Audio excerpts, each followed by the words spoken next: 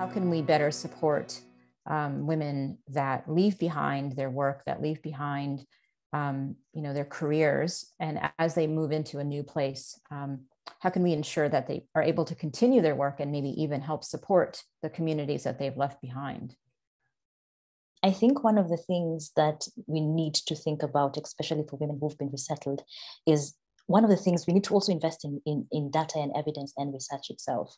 And investing in this means that we need to work with researchers who have the displacement experience, who can capture this data appropriately, who can really really capture the experience because they understand this particular experience. I find it that most of the time with resettlement, I haven't experienced resettlement, but I can talk from the perspective of my mom's experience. My mom has been displaced for the past 30 years.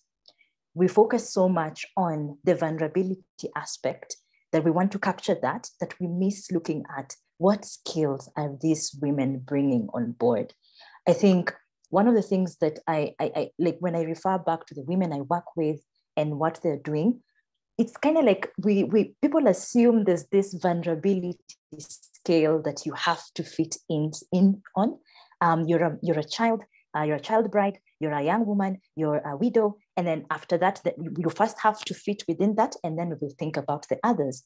But then these women are not vulnerable. It's only that they're missing the opportunity, and that's what is missing. People are missing to look at the skills that they're coming with, the expertise that they have, and just focusing on, we need to first of all do this and do this. And I think that's something that needs to happen in the way we collect data, in the way we speak to the women as we're interacting with them as humanitarian workers on the ground, just moving beyond, we just want to focus on your vulnerability and not what you have to offer or what skills you're coming with. And I think for me, that would have made a difference for my mom.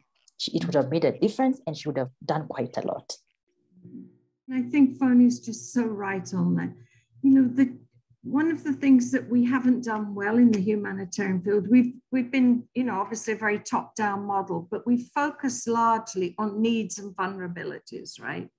And we've focused far less on experience and the skills and what people need to restart their lives, to get back on track with their lives.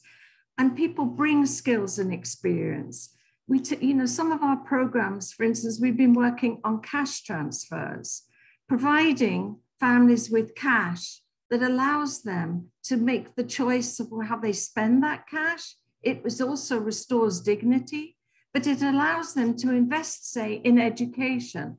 But if we can use some of these tools that have been developed as a way to get people back on that path to being self-reliant, by building in other programs, we can help in this whole area of helping, we can help refugees become self-reliant. And that's the journey that we need to get on. And that's the journey that can only be done by the humanitarian system if we work with people on the ground, with local actors.